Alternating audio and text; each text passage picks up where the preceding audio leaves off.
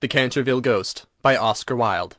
When Mr. Hiram B. Otis, the American minister, bought Canterville Chase, everyone told him he was doing a very foolish thing, as there was no doubt at all that the place was haunted. Indeed, Lord Canterville himself, who was a man of the most punctilious honour, had felt it his duty to mention the fact to Mr. Otis when they came to discuss terms. "We've not cared to live in the place ourselves," said Lord Canterville, "since my grandaunt, the Dowager Duchess of Bolton, was frightened into a fit from which she never really recovered, by two skeleton hands being placed on her shoulders as she was dressing for dinner. I feel bound to tell you, Mr. Otis, that the ghost has been seen by several living members of my family, as well as by the rector of the parish, the Reverend Augustus Dampier, who is a fellow of King's College, Cambridge. After the unfortunate accident to the Duchess, none of our younger servants would stay with us, and Lady Canterville often got very little sleep at night, in consequence of the mysterious noises that came from the corridor and the library." "My lord," answered the minister, "I will take the furniture and the ghost at a valuation. I have come from a modern country where we have everything that money can buy, and with all our spry young fellows painting the old world red, and carrying off your best actors and prima donnas, I reckon that if there were such a thing as a ghost in Europe, we'd have it at home in a very short time in one of our public museums, or on the road as a show." "I feel that the ghost exists," said Lord Canterville, smiling, "though it may have resisted the overtures of your enterprising impresarios. It has been well known for 3 centuries, since 1584, in fact, and always makes its appearance before the death of any member of our family." "Well, so does the family doctor, for that matter, Lord Canterville. But there's no such thing, sir, as a ghost, and I guess the laws of nature are not going to be suspended for the British aristocracy." "Who are certainly very natural in America," answered Lord Canterville, who did not quite understand Mr. Otis's last observation, "and if you don't mind a ghost in the house, it's all right. Only you must remember I warned you." A few weeks after this the purchase was concluded, and at the close of the season the minister and his family went down to Canterville Chase. Mrs. Otis, who, as Miss Lucretia R. Tappan of West 53rd Street, had been a celebrated New York belle, was now a very handsome middle-aged woman, with fine eyes and a superb profile. Many American ladies, on leaving their native land, adopt an appearance of chronic ill-health, under the impression that it is a form of European refinement, but Mrs. Otis had never fallen into this error.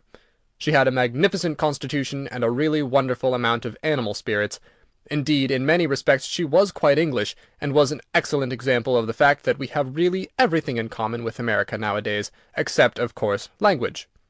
Her eldest son, christened Washington by his parents in a moment of patriotism which he never ceased to regret, was a fair-haired, rather good-looking young man, who had qualified himself for American diplomacy by leading the German at the Newport Casino for 3 successive seasons, and even in London was well known as an excellent dancer. Gardenias and the peerage were his only weaknesses. Otherwise he was extremely sensible. Miss Virginia E. Otis was a little girl of 15, lithe and lovely as a fawn, and with a fine freedom in her large blue eyes. She was a wonderful Amazon, and had once raced old Lord Bilton on her pony twice round the park, winning by a length and a half, just in front of the Achilles statue, to the huge delight of the young Duke of Cheshire, who proposed for her on the spot, and was sent back to Eton that very night by his guardians, in floods of tears. After Virginia came the twins, who were usually called the Star and Stripes, as they were always getting swished. They were delightful boys, and with the exception of the worthy minister, the only true republicans of the family. As Canterville Chase is 7 miles from Ascot, the nearest railway station, Mr. Otis had telegraphed for a wagonette to meet them, and they started on their drive in high spirits. It was a lovely July evening, and the air was delicate with the scent of the pine woods. Now and then they heard a wood-pigeon brooding over its own sweet voice, or saw deep in the rustling fern the burnished breast of the pheasant. Little squirrels peered at them from the beech-trees as they went by, and the rabbits scudded away through the brushwood and over the mossy knolls with their white tails in the air. As they entered the avenue of Canterville Chase, however, the sky became suddenly overcast with clouds. A curious stillness seemed to hold the atmosphere. A great flight of rooks passed silently over their heads, and before they reached the house, some big drops of rain had fallen.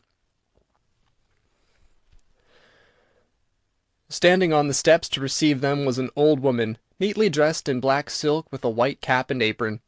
This was Mrs. Umney, the housekeeper, whom Mrs. Otis, at Lady Canterville's earnest request, had consented to keep in her former position. She made them each a low curtsy as they alighted, and said in a quaint, old-fashioned manner, "I bid you welcome to Canterville Chase."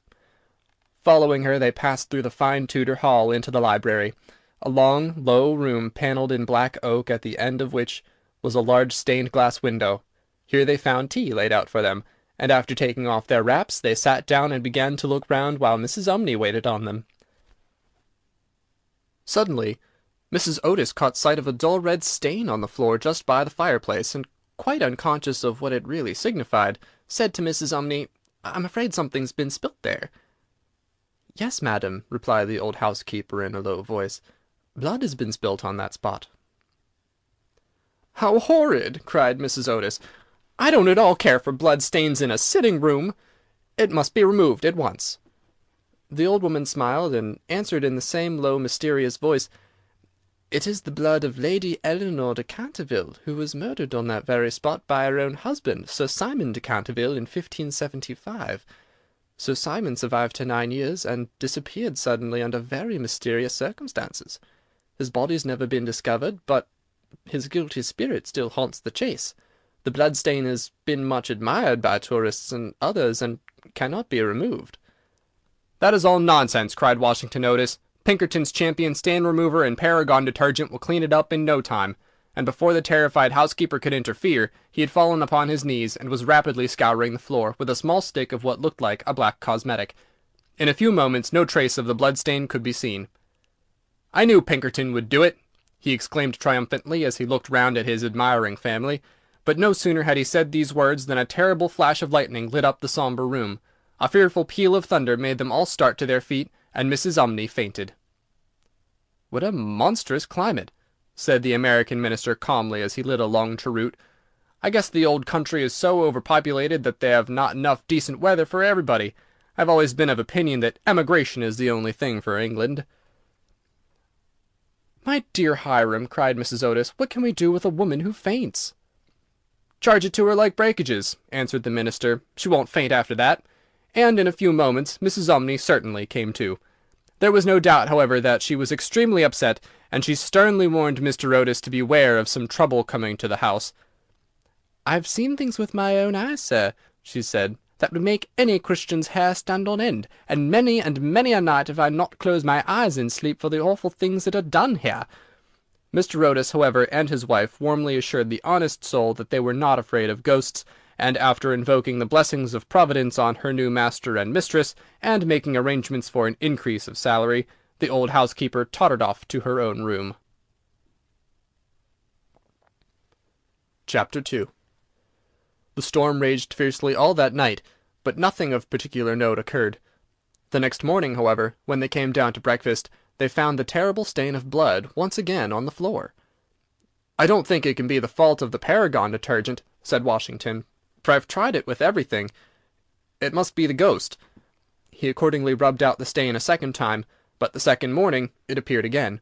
The third morning also it was there, though the library had been locked up at night by Mr. Otis himself, and the key carried upstairs. The whole family were now quite interested. Mr. Otis began to suspect that he had been too dogmatic in his denial of the existence of ghosts. Mrs. Otis expressed her intention of joining the Psychical Society, and Washington prepared a long letter to Messrs. Myers and Podmore on the subject of the permanence of sanguineous stains when connected with crime. That night all doubts about the objective existence of phantasmata were removed for ever. The day had been warm and sunny, and in the cool of the evening the whole family went out to drive. They did not return home till 9 o'clock, when they had a light supper. The conversation in no way turned upon ghosts, so there were not even those primary conditions of receptive expectations which so often precede the presentation of psychical phenomena. The subjects discussed, as I have since learned from Mr. Otis, were merely such as form the ordinary conversations of cultured Americans of the better class, such as the immense superiority of Miss Fanny Devonport over Sarah Bernhardt as an actress, the difficulty of obtaining green corn, buckwheat cakes, and hominy even in the best English houses, the importance of Boston in the development of the world soul, the advantages of the baggage check system in railway travelling, and the sweetness of the New York accent as compared to the London drawl. No mention at all was made of the supernatural, nor was Sir Simon de Canterville alluded to in any way. At 11 o'clock the family retired, and by half-past all the lights were out.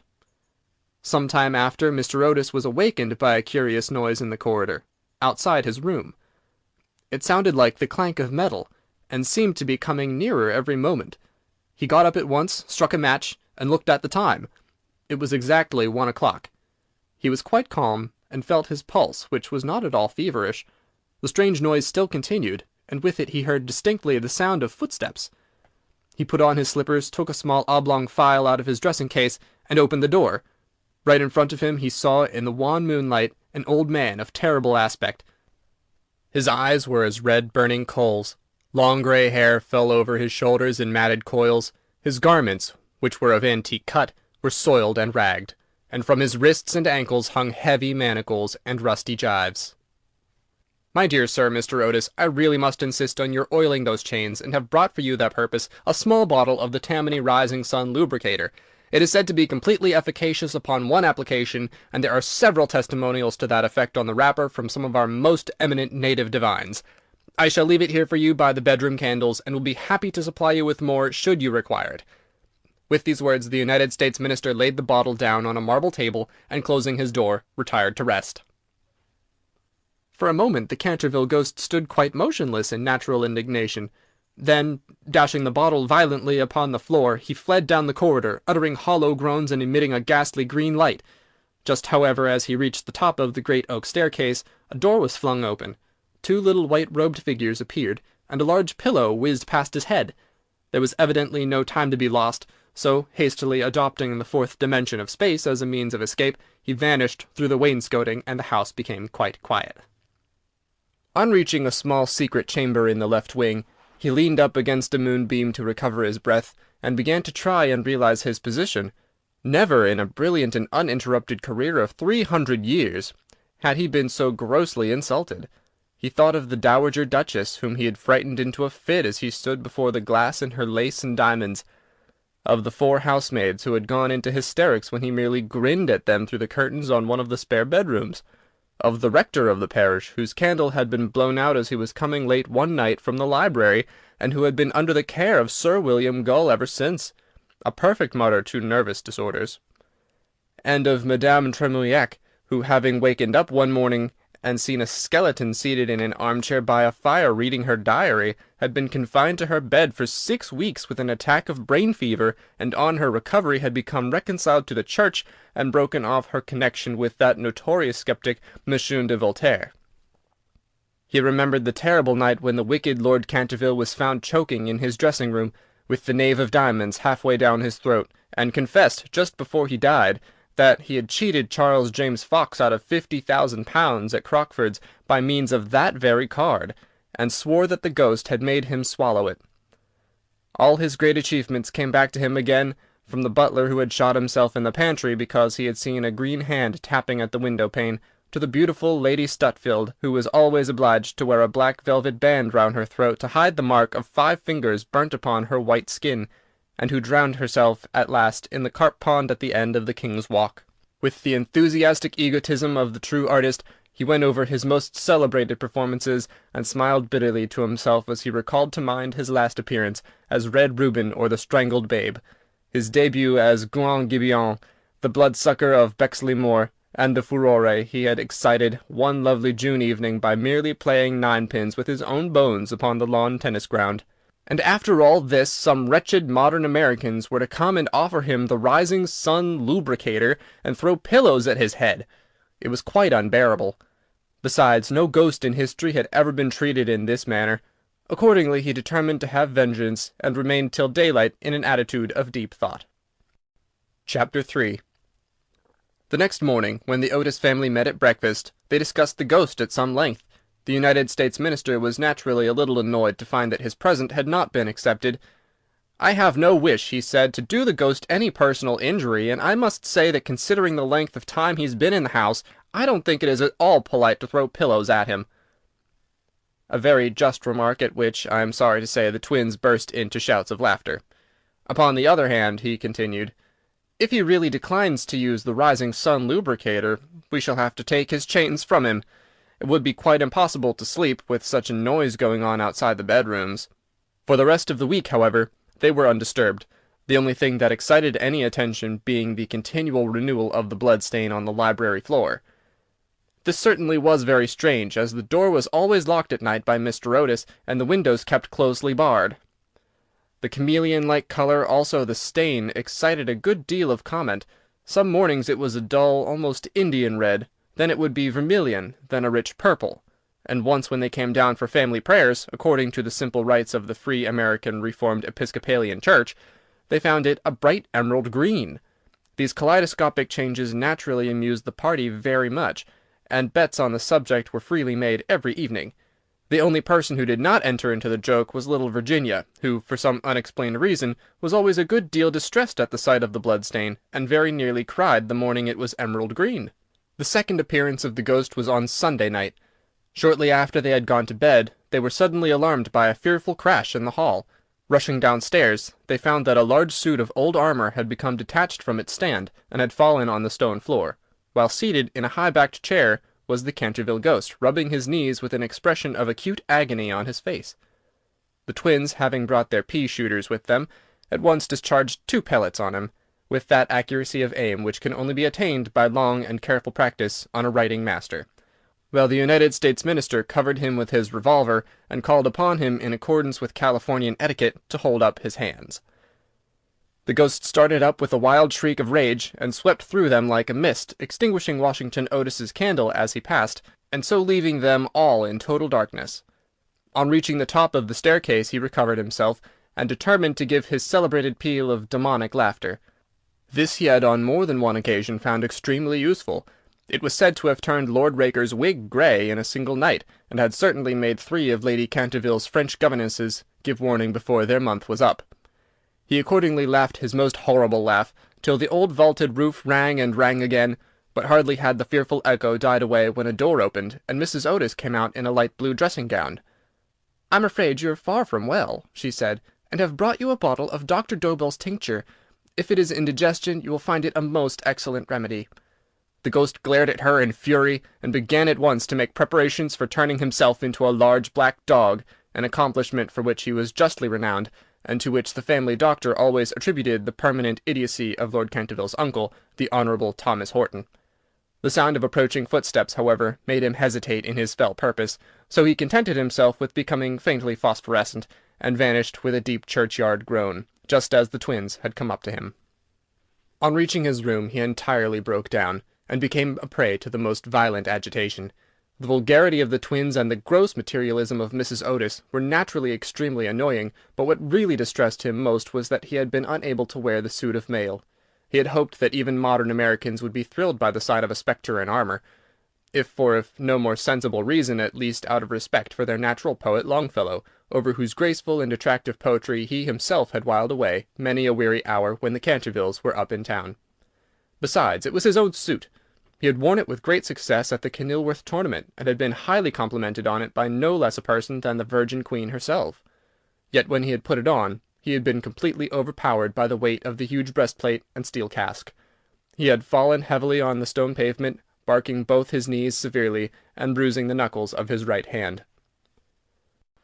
For some days after this he was extremely ill, and hardly stirred out of his room at all, except to keep the blood-stain in proper repair. However, by taking great care of himself, he recovered, and resolved to make a 3rd attempt to frighten the United States minister and his family.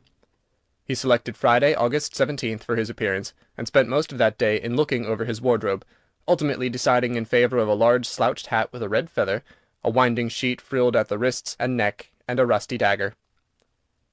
Towards evening a violent storm of rain came on, and the wind was so high that all the windows and doors in the old house shook and rattled. In fact, it was just such weather as he loved. His plan of action was this. He was to make his way quietly to Washington Otis's room, gibber at him in front of the foot of the bed, and stab himself 3 times in the throat to the sound of low music. He bore Washington a special grudge, being quite aware that it was he who was in the habit of removing the famous Canterville blood-stain by means of Pinkerton's Paragon detergent. Having reduced the reckless and foolhardy youth to a condition of abject terror, he was then to proceed to the room occupied by the United States minister and his wife, and there to place a clammy hand on Mrs. Otis's forehead, while he hissed into her trembling husband's ear the awful secrets of the charnel house. With regard to little Virginia, He had not quite made up his mind. She had never insulted him in any way, and was pretty and gentle. A few hollow groans from the wardrobe, he thought, would be more than sufficient, or if that failed to wake her, he might grapple at the counterpane with palsy-twitching fingers. As for the twins, he was quite determined to teach them a lesson. The first thing to be done was, of course, to sit upon their chests so as to produce the stifling sensation of nightmare, then, as their beds were quite close to each other, to stand between them in the form of a green, icy-cold corpse till they became paralyzed with fear, and finally to throw off the winding-sheet and crawl around the room with white, bleached bones and one rolling eyeball in the character of Dumb Daniel, or the suicide skeleton, a role in which he had on more than one occasion produced a great effect, and which he considered quite equal to his famous part of Martin the Maniac or the Masked Mystery. At 10:30 he heard the family going to bed.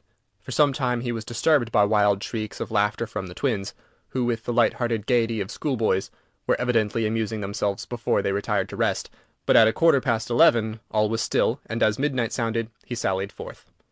The owl beat against the window-panes, the raven croaked from the old yew-tree, and the wind wandered moaning round the house like a lost soul. But the Otis family slept unconscious of their doom, and high above the rain and storm he could hear the steady snoring of the Minister for the United States. He stepped stealthily out of the wainscoting with an evil smile on his cruel wrinkled mouth, and the moon hid her face in a cloud as he stole past the great oriel window, where his own arms and those of his murdered wife were blazoned in azure and gold. On and on he glided like an evil shadow, the very darkness seeming to loathe him as he passed. Once he thought he heard something call, and stopped, but it was only the baying of a dog from the Red Farm, and he went on muttering strange 16th-century curses, and ever and anon brandishing the rusty dagger in the midnight air.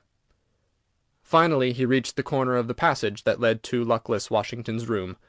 For a moment he paused there, the wind blowing his long grey locks about his head, and twisting into grotesque and fantastic folds the nameless horror of the dead man's shroud. Then the clock struck the quarter, and he felt the time was come. He chuckled to himself and turned the corner, but no sooner had he done so than with a piteous wail of terror he fell back and hid his blanched face in his long bony hands. Right in front of him was standing a horrible spectre, motionless as a carven image, and monstrous as a madman's dream. Its head was bald and burnished, its face round and fat and white, and hideous laughter seemed to have writhed its features into an eternal grin. From the eyes streamed rays of scarlet light, the mouth was a wide well of fire, and a hideous garment, like to his own, swathed with its silent snows the Titan form. On its breast was a placard, with strange writing in antique characters, some scroll of shame, it seemed, some record of wild sins, some awful calendar of crime, and with its right hand it bore aloft a falchion of gleaming steel. Never having seen a ghost before, he naturally was terribly frightened, and after a second hasty glance at the awful phantom, he fled back to his room, tripping up his long winding sheet as he sped down the corridor, and finally dropping the rusty dagger into the minister's jack-boots, where it was found in the morning by the butler. Once in the privacy of his own apartment, he flung himself down on a small pallet bed, and hid his face under the clothes. After a time, however, the brave old Canterville spirit asserted itself, and he determined to go and speak to the other ghost as soon as it was daylight. Accordingly, just as the dawn was touching the hills with silver, he returned towards the spot where he had first laid eyes on the grisly phantom, feeling that after all 2 ghosts were better than 1, and that by the aid of his new friend he might safely grapple with the twins. On reaching the spot, however, a terrible sight met his gaze. Something had evidently happened to the spectre, for the light had entirely faded from its hollow eyes. The gleaming falchion had fallen from its hand, and it was leaning up against the wall in a strained and uncomfortable attitude. He rushed forward and seized it in his arms, when, to his horror, the head slipped off and rolled on the floor, the body assumed a recumbent posture, and he found himself clasping a white dimity bed-curtain with a sweeping brush, a kitchen cleaver, and a hollow turnip lying at his feet. Unable to understand this curious transformation, he clutched the placard with feverish haste, and there, in the grey morning light, he read these fearful words: "Ye Otis ghost, ye only true and original spook, beware of ye imitations, all others are counterfeit." The whole thing flashed across him. He had been tricked, foiled, and outwitted. The old Canterville look came into his eyes. He ground his toothless gums together, and raising his withered hands high above his head, swore, according to the picturesque phraseology of the antique school, that when Chanticleer had sounded twice his merry horn, deeds of blood would be wrought, and murder walk abroad with silent feet. Hardly had he finished this awful oath, when from the red-tiled roof of a distant homestead a cock crew. He laughed a long, low, bitter laugh, and waited. Hour after hour he waited, but the cock, for some strange reason, did not crow again. Finally, at 7:30, the arrival of the housemaids made him give up his fearful vigil, and he stalked back to his room, thinking of his vain oath and baffled purpose. There he consulted several books of ancient chivalry, of which he was exceedingly fond, and found that on every occasion on which this oath had been used, Chanticleer had always crowed a second time. "Perdition seize the naughty fowl," he muttered. "I have seen the day when with my stout spear I would have run him through the gorge, and made him crow for me, and 'twere in death." He then retired to a comfortable lead coffin, and stayed there till evening. Chapter 4. The next day the ghost was very weak and tired. The terrible excitement of the last 4 weeks was beginning to have its effect. His nerves were completely shattered, and he started at the slightest noise. For 5 days he kept his room, and at last made up his mind to give up the point of the blood-stain on the library floor. If the Otis family did not want it, they clearly did not deserve it. They were evidently people on a low material plane of existence, and quite incapable of appreciating the symbolic value of sensuous phenomena. The question of phantasmic apparitions and the development of astral bodies was of course quite a different matter, and really not under his control. It was his solemn duty to appear in the corridor once a week, and to gibber from the large oriel window on the first and third Wednesdays in every month, and he did not see how he could honourably escape from his obligations. It is quite true that his life had been very evil, but upon the other hand he was most conscientious in all things connected with the supernatural. For the next 3 Saturdays, accordingly, he traversed the corridor as usual between midnight and 3 o'clock, taking every possible precaution against being either heard or seen. He removed his boots, trod as lightly as possible on the old worm-eaten boards, wore a large black velvet cloak, and was careful to use the rising sun lubricator for oiling his chains. I am bound to acknowledge that it was with a good deal of difficulty that he brought himself to adopt this last mode of protection. However, one night, while the family were at dinner, he slipped into Mr. Otis's bedroom and carried off the bottle. He felt a little humiliated at first, but afterwards was sensible enough to see that there was a great deal to be said for the invention, and to a certain degree it served his purpose. Still, in spite of everything, he was not left unmolested. Strings were continually being stretched across the corridor, over which he tripped in the dark, and on one occasion, while dressed for the part of Black Isaac or the huntsman of Hogley Woods, he met with a severe fall through treading on a butter-slide which the twins had constructed from the entrance of the tapestry chamber to the top of the oak staircase. This last insult so enraged him that he resolved to make one final effort to assert his dignity and social position, and determined to visit the insolent young Etonians the next night in his celebrated character of Reckless Rupert or the Headless Earl. He had not appeared in this disguise for more than 70 years. In fact, not since he had so frightened pretty Lady Barbara Modish by means of it, that she suddenly broke off her engagement with the present Lord Canterville's grandfather, and ran away to Gretna Green with handsome Jack Castletown, declaring that nothing in the world would induce her to marry into a family that allowed such a horrible phantom to walk up and down the terrace at twilight. Poor Jack was afterwards shot in a duel by Lord Canterville on Wandsworth Common, and Lady Barbara died of a broken heart at Tunbridge Wells before the year was out, so in every way it had been a great success. It was, however, an extremely difficult make-up, if I may use such a theatrical expression in connection with one of the greatest mysteries of the supernatural, or to employ a more scientific term, the higher natural world, and it took him fully 3 hours to make his preparations. At last everything was ready, and he was very pleased with his appearance. The big leather riding boots that went with the dress were just a little too large for him, and he could only find one of the 2 horse pistols, but on the whole he was quite satisfied, and at 1:15 he glided out of the wainscoting and crept down the corridor. On reaching the room occupied by the twins, which I should mention was called the Blue Bedchamber, on account of the colour of its hangings, he found the door just ajar. Wishing to make an effective entrance, he flung it wide open, when a heavy jug of water fell right down on him, wetting him to the skin and just missing his left shoulder by a couple of inches. At the same moment he heard stifled shrieks of laughter proceeding from the 4-post bed. The shock to his nervous system was so great that he fled back to his room as hard as he could go, and the next day he was laid up with a severe cold.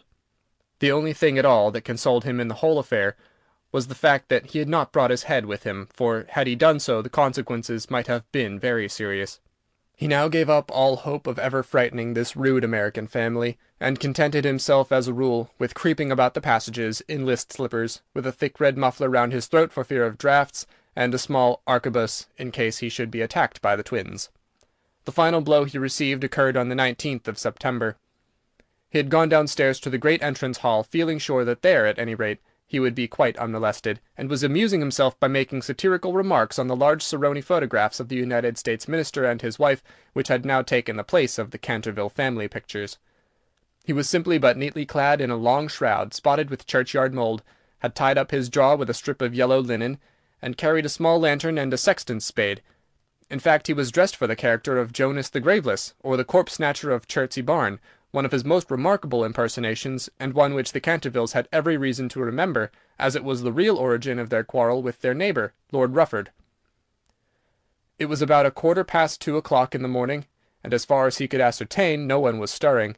As he was strolling towards the library, however, to see if there were any traces left of the blood-stain, suddenly there leaped out on him from a dark corner 2 figures, who waved their arms wildly above their heads, and shrieked out "Boo!" in his ear. Seized with a panic, which under the circumstances was only natural, he rushed for the staircase, but found Washington Otis waiting for him there with the big garden syringe, and being thus hemmed in by his enemies on every side, and driven almost to bay, he vanished into the great iron stove, which fortunately for him was not lit, and had to make his way home through the flues and chimneys, arriving at his own room in a terrible state of dirt, disorder, and despair. After this he was not seen again on any nocturnal expedition.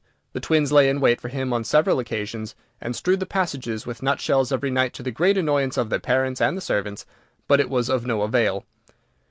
It was quite evident that his feelings were so wounded that he would not appear.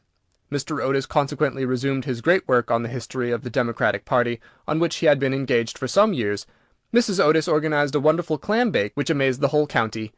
The boys took to lacrosse, euchre, poker, and other American national games, and Virginia rode about the lanes on her pony, accompanied by the young Duke of Cheshire, who had come to spend the last week of his holidays at Canterville Chase.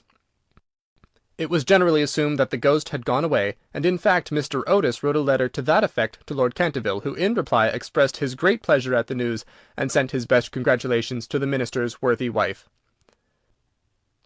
The Otises, however, were deceived, for the ghost was still in the house, and thou, now almost an invalid, was by no means ready to let matters rest, particularly as he had heard that among the guests was the young Duke of Cheshire, whose granduncle Lord Francis Stilton had once bet 100 guineas with Colonel Carbery that he would play dice with the Canterville ghost, and was found the next morning lying on the floor of the card-room in such a helpless paralytic state that though he lived on to a great age, he was never able to say anything again but double sixes.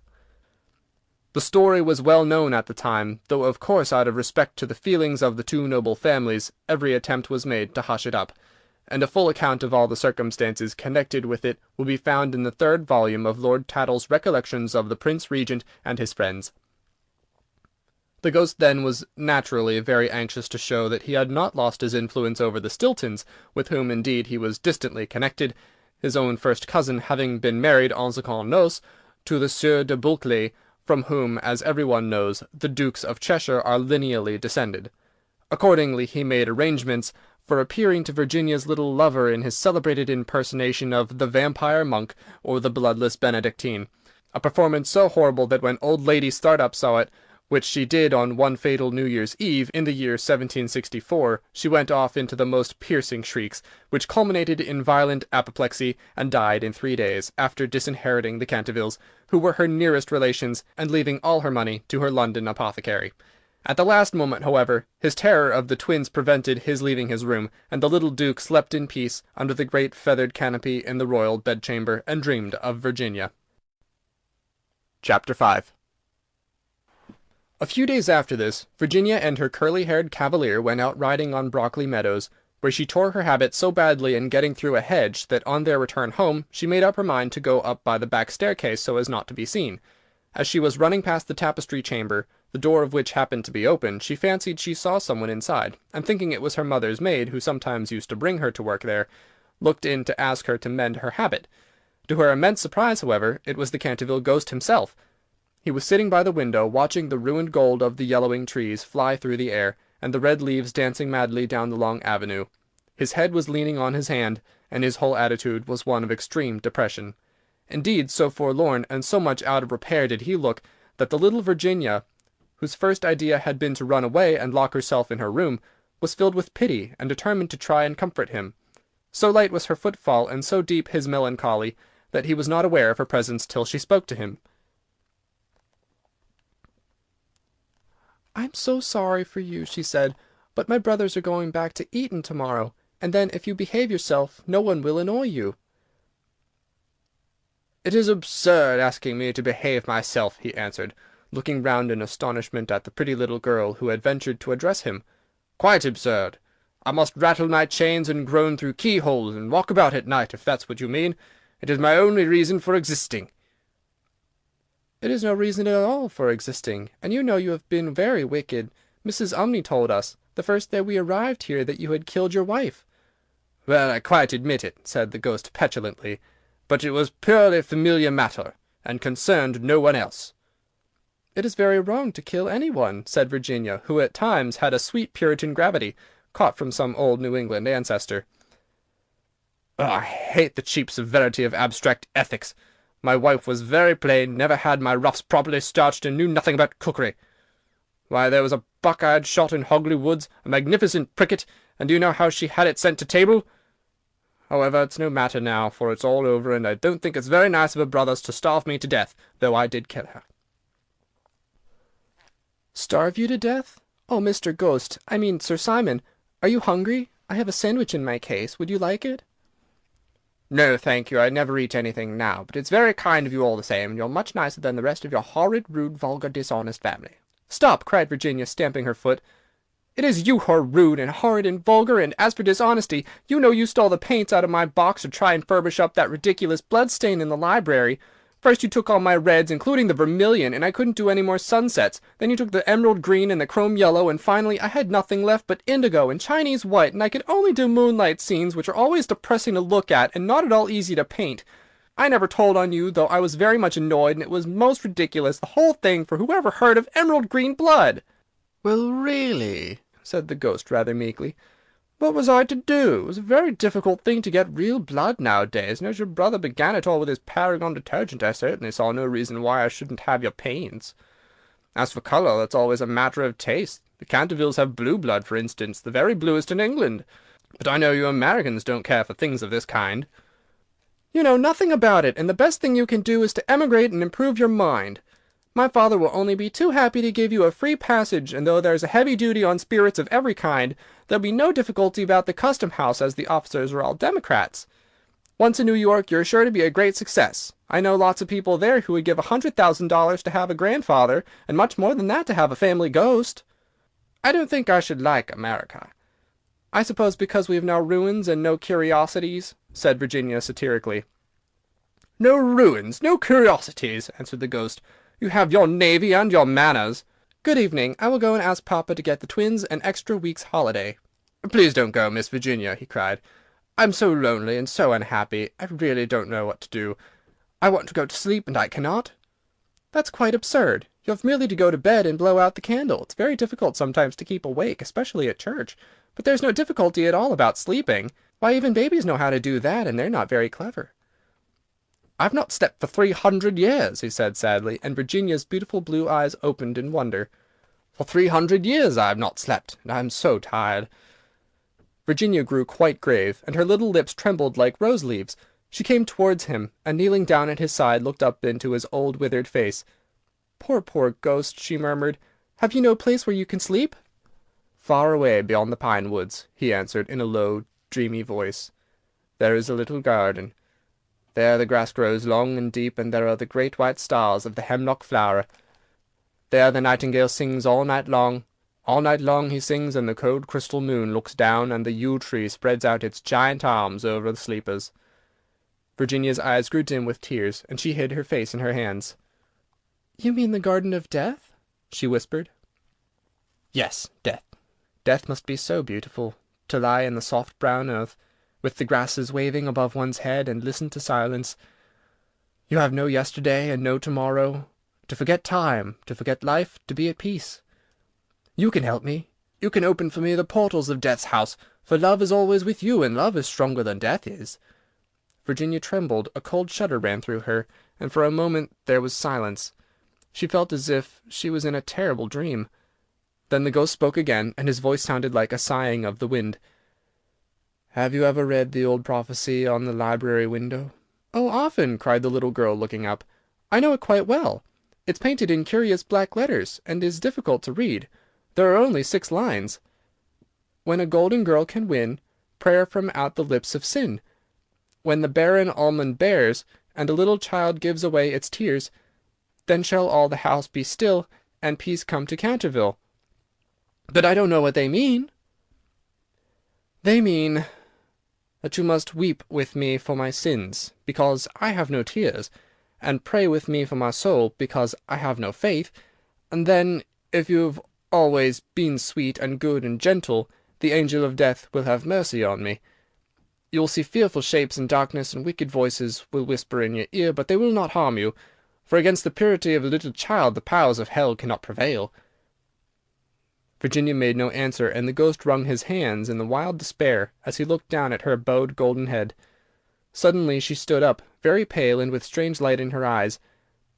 "I'm not afraid," she said firmly, "and I will ask the angel to have mercy on you." He rose from his seat with a faint cry of joy, and taking her hand bent over it with old-fashioned grace and kissed it.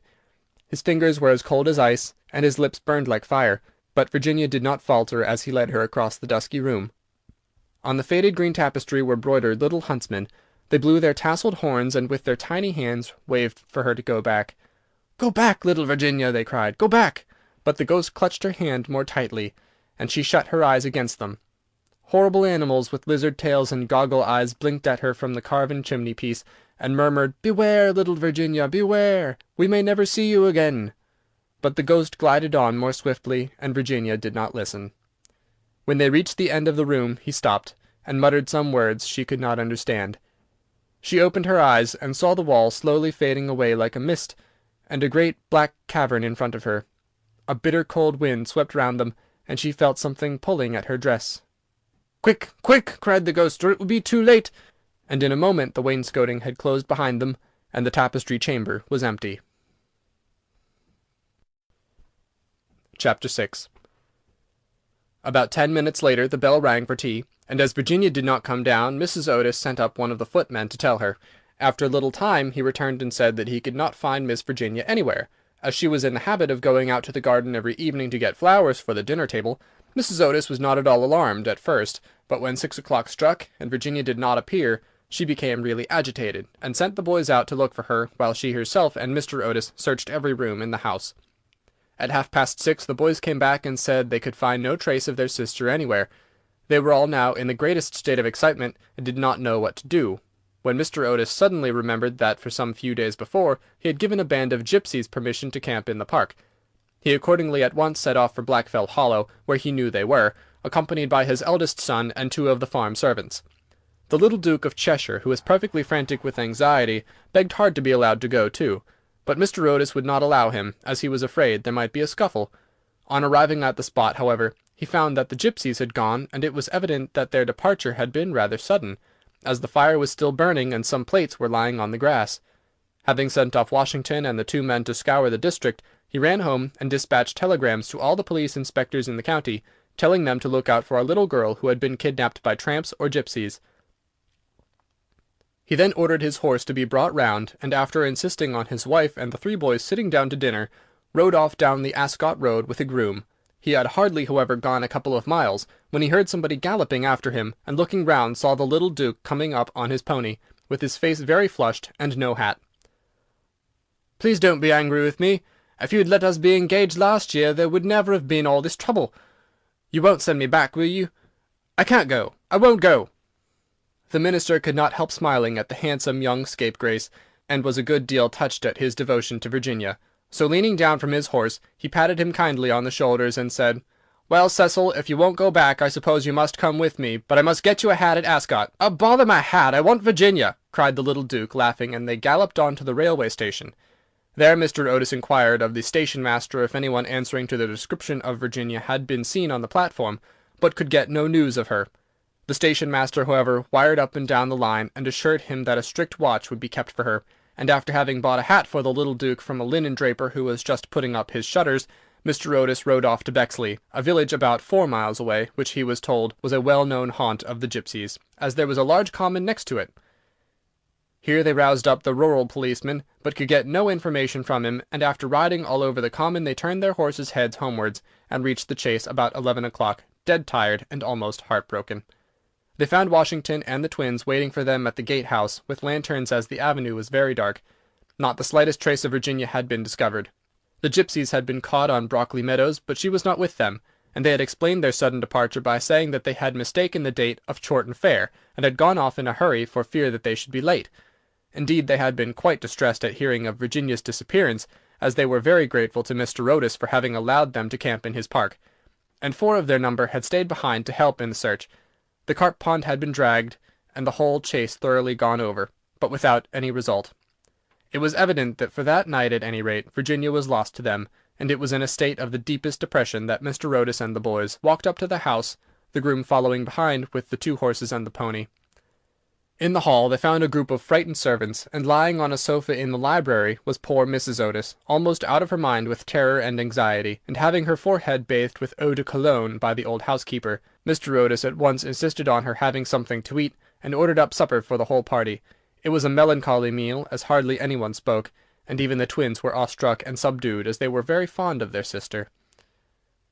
When they had finished, Mr. Otis, in spite of the entreaties of the little Duke, ordered them all to bed, saying that nothing more could be done that night, and that he would telegraph in the morning to Scotland Yard for some detectives to be sent down immediately. Just as they were passing out of the dining-room, midnight began to boom from the clock-tower, and when the last stroke sounded they heard a crash and a sudden shrill cry. A dreadful peal of thunder shook the house. A strain of unearthly music floated through the air. A panel at the top of the staircase flew back with a loud noise, and out on the landing, looking very pale and white, with a little casket in her hand, stepped Virginia. In a moment they had all rushed up to her. Mrs. Otis clasped her passionately in her arms. The Duke smothered her with violent kisses, and the twins executed a wild war dance around the group. "Good heavens, child, where have you been?" said Mr. Otis rather angrily, thinking that she had been playing some foolish trick on them. "Cecil and I have been riding up all over the country looking for you, and your mother has been frightened to death. You must never play these practical jokes any more." "Except on the ghost, except on the ghost!" shrieked the twins as they capered about. "My own darling, thank God you are found. You must never leave my side again," murmured Mrs. Otis, as she kissed the trembling child and smoothed the tangled gold of her hair. "Papa," said Virginia quietly, "I have been with the ghost. He's dead, and you must come and see him. He had been very wicked, but he was really sorry for all that he had done, and he gave me this box of beautiful jewels before he died."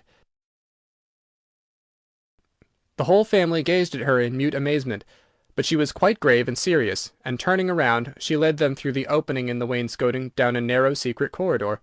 Washington followed with a lighted candle, which he had caught up from the table. Finally they came to a great oak door studded with rusty nails.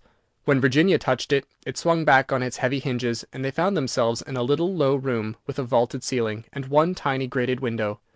Embedded in the wall was a huge iron ring, and chained to it was a gaunt skeleton, that was stretched out at full length on the stone floor, and seemed to be trying to grasp with its long fleshless fingers an old-fashioned trencher and ewer that were placed just out of its reach. The jug had evidently been once filled with water, as it was covered inside with green mould. There was nothing on the trencher but a pile of dust. Virginia knelt down beside the skeleton, and folding her little hands together, began to pray silently, while the rest of the party looked on in wonder at the terrible tragedy whose secret was now disclosed to them. "Hullo!" suddenly exclaimed one of the twins, who had been looking out of the window to try and discover in what wing of the house the room was situated. "Hullo! The old withered almond tree has blossomed. I can see the flowers quite plainly in the moonlight." "God has forgiven him," said Virginia gravely, as she rose to her feet, and a beautiful light seemed to illuminate her face. "What an angel you are!" cried the young Duke, and he put his arm around her neck and kissed her.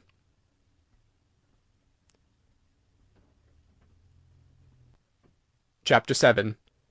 4 days after these curious incidents, a funeral started from Canterville Chase at about 11 o'clock at night. The hearse was drawn by 8 black horses, each of which carried on its head a great tuft of nodding ostrich plumes, and the leaden coffin was covered by a rich purple pall, on which was embroidered in gold the Canterville coat of arms. By the side of the hearse and the coaches walked the servants with lighted torches, and the whole procession was wonderfully impressive. Lord Canterville was the chief mourner, having come up specially from Wales to attend the funeral, and sat in the first carriage along with little Virginia. Then came the United States Minister and his wife, then Washington and the 3 boys, and in the last carriage was Mrs. Umney. It was generally felt that, as she had been frightened by the ghost for more than 50 years of her life, she had a right to see the last of him. A deep grave had been dug in the corner of the churchyard, just under the old yew tree, and the service was read in the most impressive manner by the Reverend Augustus Dampier. When the ceremony was over, the servants, according to an old custom observed in the Canterville family, extinguished their torches, and as the coffin was being lowered into the grave, Virginia stepped forward and laid on it a large cross made of white and pink almond blossoms. As she did so, the moon came out from behind a cloud, and flooded with its silent silver the little churchyard, and from a distant corpse a nightingale began to sing. She thought of the ghost's description of the garden of death. Her eyes became dim with tears, and she hardly spoke a word during the drive home. The next morning, before Lord Canterville went up to town, Mr. Otis had an interview with him on the subject of the jewels the ghost had given to Virginia. They were perfectly magnificent, especially a certain ruby necklace with old Venetian setting, which was really a superb specimen of 16th-century work, and their value was so great that Mr. Otis felt considerable scruples about allowing his daughter to accept them. "My lord," he said, "I know that in this country mortmain is held to apply to trinkets as well as to land, and it is quite clear to me that these jewels are, or should be, heirlooms in your family. I must beg you accordingly to take them to London with you, and to regard them simply as a portion of your property which has been restored to you under certain strange conditions. As for my daughter, she is merely a child, and has as yet, I am glad to say, but little interest in such appurtenances of idle luxury. I am also informed by Mrs. Otis, who I may say is no mean authority upon art, having had the privilege of spending several winters in Boston when she was a young girl, that these gems are of great monetary worth, and if offered for sale would fetch a tall price. Under these circumstances, Lord Canterville, I feel sure that you will recognize how impossible it would be for me to allow them to remain in the possession of any member of my family, and indeed all such vain gauds and toys, however suitable or necessary to the dignity of the British aristocracy, would be completely out of place among those who have been brought up on the severe, and I believe immortal, principles of republican simplicity. Perhaps I should mention that Virginia is very anxious that you should allow her to retain the box, as a memento of your unfortunate but misguided ancestor. As it is extremely old, and consequently a good deal out of repair, you may perhaps think fit to comply with her request. For my own part, I confess I am a good deal surprised to find a child of mine expressing sympathy with medievalism in any form, and can only account for it by the fact that Virginia was born in one of your London suburbs shortly after Mrs. Otis had returned from a trip to Athens." Lord Canterville listened very gravely to the worthy minister's speech, pulling his grey moustache now and then to hide an involuntary smile, and when Mr. Otis had ended, he shook him cordially by the hand, and said, "My dear sir, your charming little daughter rendered my unlucky ancestor Sir Simon a very important service, and I and my family are much indebted to her for her marvellous courage and pluck. The jewels are clearly hers, and, egad, I believe that if I were heartless enough to take them from her, the wicked old fellow would be out of his grave in a fortnight, leading me the devil of a life. As for their being heirlooms, nothing is an heirloom that is not so mentioned in a will or legal document, and the existence of these jewels has been quite unknown. I assure you I have no more claim on them than your butler, and when Miss Virginia grows up I dare say she will be pleased to have pretty things to wear. Besides, you forget, Mr. Otis, that you took the furniture and the ghost at a valuation, and anything that belonged to the ghost passed at once into your possession, as whatever your activity Sir Simon may have shown in the corridor at night, in point of law he was really dead, and you acquired his property by purchase." Mr. Otis was a good deal distressed at Lord Canterville's refusal, and begged him to reconsider his decision, but the good-natured peer was quite firm, and finally induced the minister to allow his daughter to retain the present the ghost had given her, and when, in the spring of 1890, the young Duchess of Cheshire was presented at the Queen's first drawing-room on the occasion of her marriage, the jewels were her universal theme of admiration, for Virginia received the coronet which is the reward of all good little American girls, and was married to her boy lover as soon as he came of age. They were both so charming, and they loved each other so much, that everyone was delighted at the match, except the old Marchioness of Dumbleton, who had tried to catch the Duke for one of her 7 unmarried daughters, and had given no less than 3 expensive dinner parties for that purpose, and, strange to say, Mr. Otis himself. Mr. Otis was extremely fond of the young Duke personally, but theoretically he objected to titles, and, to use his own words, was not without apprehension lest, amid the enervating influences of a pleasure-loving aristocracy, the true principles of republican simplicity should be forgotten. His objections, however, were completely overruled, and I believe that when he walked up the aisle of St. George's, Hanover Square, with his daughter leaning on his arm, there was not a prouder man in the whole length and breadth of England. The Duke and Duchess, after the honeymoon was over, went down to Canterville Chase, and on the day after their arrival they walked over in the afternoon to the lonely churchyard by the pine woods. There had been a great deal of difficulty at first about the inscription on Sir Simon's tombstone, but finally it had been decided to engrave on it simply the initials of the old gentleman's name, and the verse from the library window. The Duchess had brought with her some lovely roses, which she strewed upon the grave, and after they had stood by it for some time, they strolled into the ruined chancel of the old abbey, where the Duchess sat down on a fallen pillar, while her husband lay at her feet smoking a cigarette, and looking up at her beautiful eyes.